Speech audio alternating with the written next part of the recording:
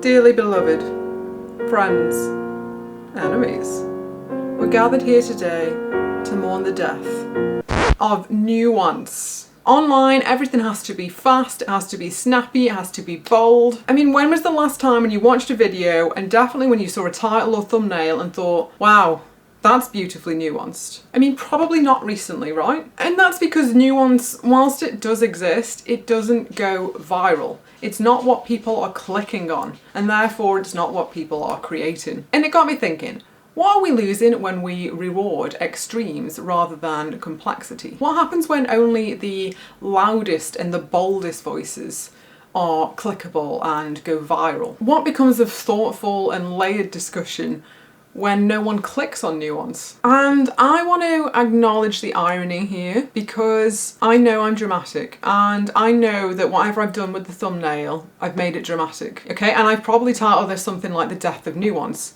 And look at me, I'm wearing a funeral dress. I acknowledge that I'm being dramatic too. And you know, why is that? I mean, partly it's because I'm a pretty dramatic person, but you know, a lot of it is because I would like people to see this video. I would like this video to be suggested in the algorithm. I would like for more than 5 people to come across it. And sometimes the only way to give nuance now is to add in a little bit of drama too. It's like I would want you to click for that drama, and I want you to stay for the substance, I want you to stay for the nuance. But I can't draw you in with nuance. So let's look at what is nuance and why is it dying. Nuance is the ability to hold more than one idea at once. It's the ability to sit with discomfort.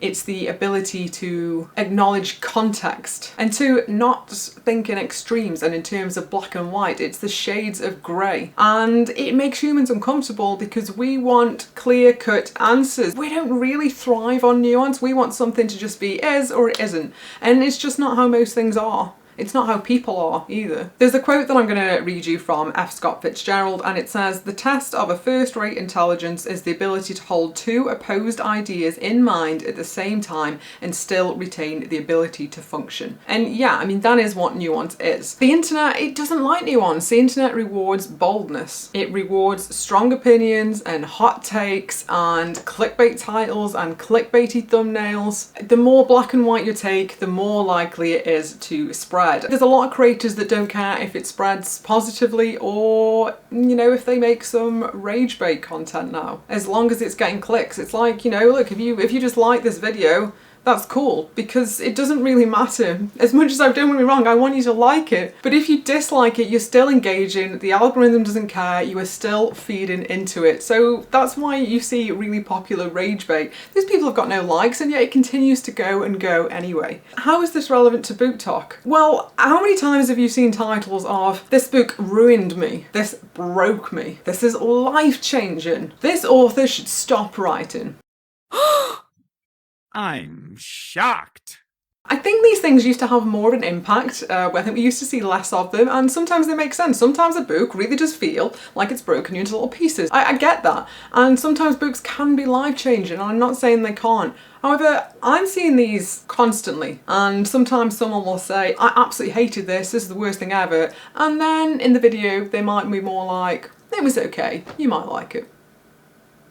And of course then there's short form content, which continues to get more and more popular, possibly due to our dwindling attention spans, I don't know, but short form content is just exploding. And how much nuance can you really fit into a 60-second video? Everything is reduced to yes and no. People hold up books when they are in these ones and it's just yes, no.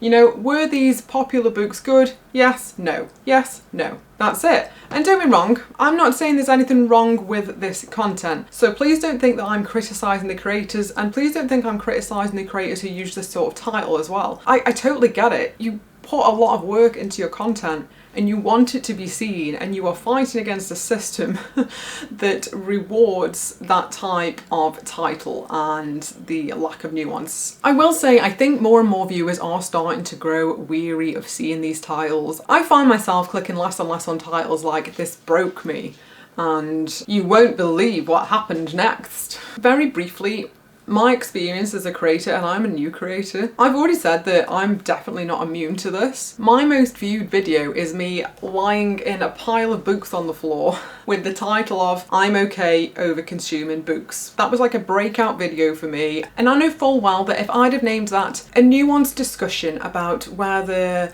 overconsumption is unfairly applied to readers, it wouldn't have got clicked, no one would have seen it. So I had to go with the title that I did. And look, it's not clickbait, that is what I'm discussing, but when you go into that video, there's a ton more nuance than it would originally appear. Whereas another video I made, I think I just called it something like Let's Talk About Reading Goals, yeah, it hardly got any views.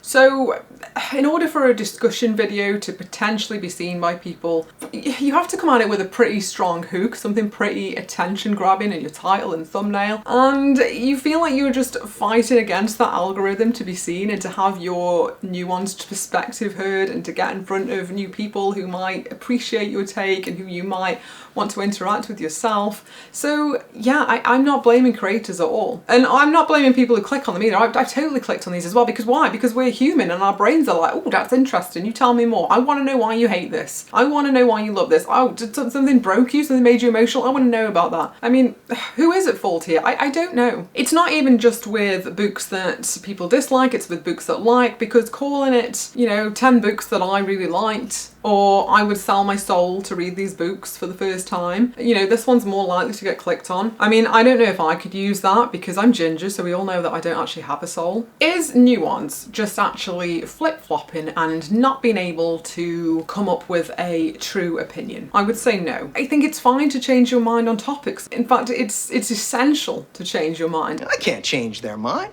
I won't change my mind because I don't have to, because I'm an American. I won't change my mind on anything, regardless of the facts that are set out before me. I'm dug in, and I'll never change. If new evidence comes in and you don't change your mind on something, how are you going to grow? You will just sit being in the wrong. Everyone has been wrong about things. Like, I have been wronged about things. I have held opinions that I am not proud of anymore. And, I've realised that there's more grey in things that I thought previously were black and white. Nuance opens you up to misinterpretation. If I give you a very concrete opinion, there's not really many ways that you can misinterpret what I'm saying. But if I give you a really nuanced take, I can control as much as possible how I present that to you. But then I lose control of it. It goes out there and you interpret it one way and a different person interprets another through their own lens, and that happens a lot more with a nuanced take. With nuance, people can cherry pick your words, they can take it out of context in a way that they can't do with just a hard and fast rule or a solid opinion. And one thing I've noticed as a new creator is that I find myself anticipating backlash and trying to think, oh, okay, so let's critique what you've just said there. Oh, I guess that could be critiqued like that, and someone might come at you with this and someone else might say that and you could be misinterpreted as that way. And honestly, it's kind of exhausting.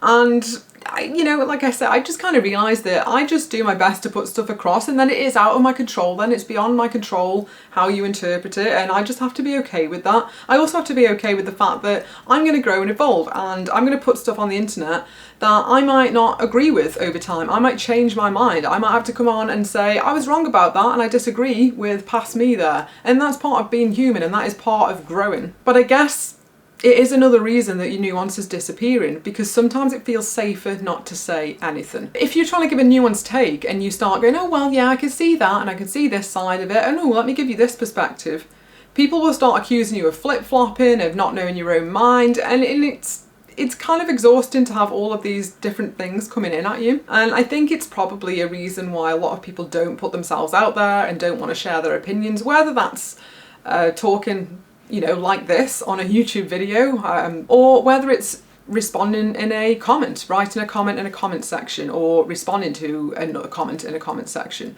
because people can be frankly very mean on the internet. And I find that this sort of misinterpretation in real life, if you're just having a conversation with someone and there's the regular back and forth, you say something and someone misinterprets it and they go, oh, did you mean this? And you can respond with, oh no, that is not how I meant it. Let me explain in a different way. But if I'm telling you something and you can't respond to me in real time right now, because right now I'm talking to my camera, and you can only respond to me in my comments, there is no way for me to bounce off you or you to bounce off me. There's no way for me to correct what I've said if I say something wrong and you pick it up and you say that could easily be misinterpreted, and I say, oh yeah, of course, let me rephrase it. I can't do that. I want to really briefly touch on why it matters that nuance is disappearing. And for me, it's mostly because I love thoughtful discussions, and also I'm a researcher. Like, that's what I do. I'm a researcher and I'm a writer. That is my job. I like to make sure that things are accurate, and I like to look into the complexity of things, and I like to be challenged, and I know that there's a lot of people out there who feel the same way, and I don't think we get that when nuance starts to fade. And it is hard. How do you stay true to what you believe in and make sure that you never veer into anything even remotely clickbaity, but also appeal to the algorithm? I do also think it's worth noting at this point that some of my favourite creators do extremely dramatic videos that are also incredibly well researched and incredibly nuanced. And I'm going to mention a couple outside of the BookTube space here: Philosophy Tube and ContraPoints. These channels are absolutely excellent, highly nuanced, very well researched opinions that just really lean into theatrics and drama and manage to hook people and draw them in, but then people stay for the substance. So what can we do? What can we do as viewers? What can we do as creators? Firstly, I would say I think we can support creators who do present nuanced takes and do present complex takes, and who frankly aren't afraid to sometimes say, I'm not sure, I'm gonna have to look into this more, I want to do more research on this. I think we can also ask ourselves, why have I clicked on this? What made me click? Would I have clicked on this if it didn't look so dramatic? What appealed to me? And I think just sometimes bringing that awareness to it can really help, because, you know, as much as we talk about the algorithm, like, the algorithm comes from us. We are feeding the algorithm with our clicks and with our comments, with our likes and our dislikes. And like I say, you know, dislikes as well. I think people think that creators don't like them, but I don't know if that's true, and it's definitely not true on people who do ragebait content. I had dislikes on my over-consuming books video, and frankly it seemed to drive the video more. So I don't think that disliking, for example, clickbait is going to do anything. I think it just shows that you've engaged with it. I think another thing that we can do is to, where relevant, question the urge to take sides before we've listened fully to something. I think we can try and give people a chance to listen to the full thing of what they're saying, and try and watch more long form content and not just short form, so that we can encourage people to actually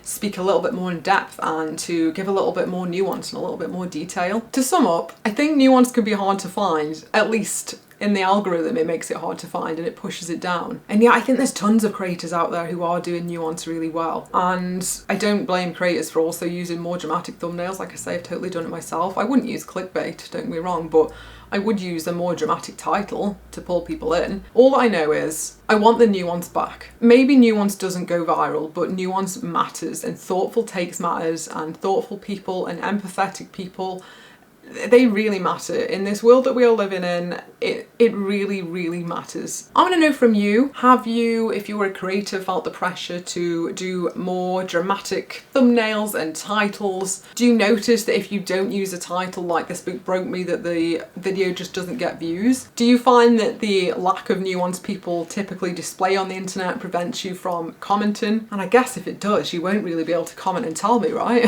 Oh, what a stupid question.